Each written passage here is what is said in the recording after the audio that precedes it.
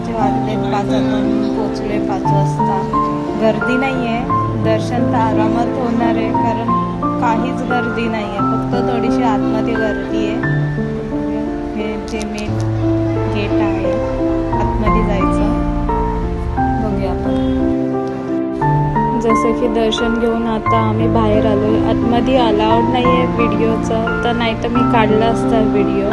पण खूप मस्त झाला. 15 मिनटात दर्शन पण भेटलं, मस्त वाटलं खूप.